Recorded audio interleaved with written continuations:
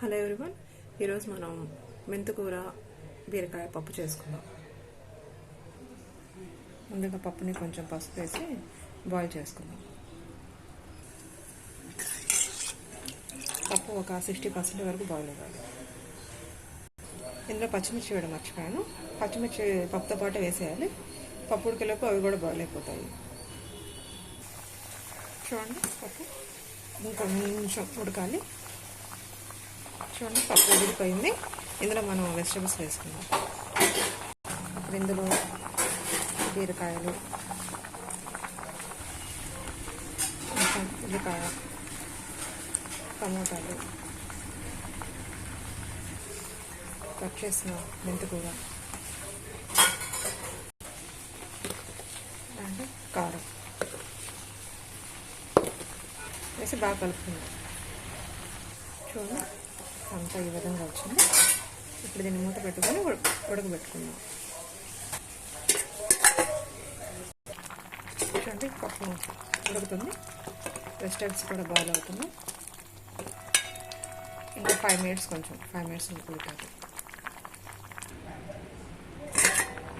చూడండి, పప్పు బాగా ఉడికిపోయింది. ఇందులో కొంచెం చింతపండు వేసి స్టవ్ ఆఫ్ చేసుకుందాం.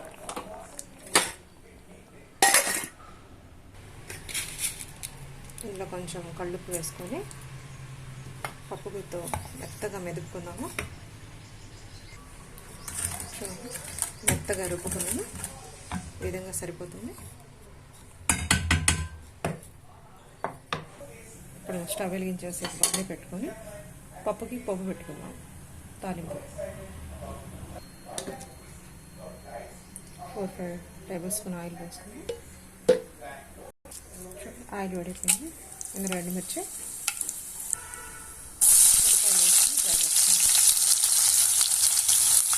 ఉల్లిపాయలు ఫ్రై అయిపోయి ఇందులో ఉల్లిపాయలు వేద్దాం. ఇప్పుడు పోపు దినుసులు ఫ్రై చేసుకుందాం. కొంచెం ఇందులో ఇంగువ వేసి కలుపుకొని, కొంచెం కరివేపాకు ఉంటే వేసుకొని, నా దగ్గర లేదు అందుకే వేయలేదు. చూడండి, పువ్వు బాగా ఫ్రై అయిపోయింది. ఇందులో పప్పు వేసుకుందాం.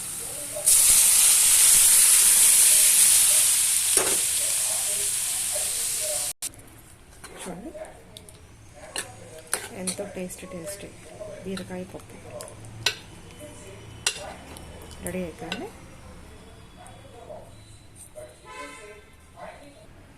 కొంచెం కొత్తిమీర వేసుకొని స్టవ్ ఆఫ్ చేసుకుందాం. ఎంతో టేస్టీ బీరకాయ మెంతికూర పప్పు ready. If you like my videos, please do subscribe Janice Mania. Thank you for watching.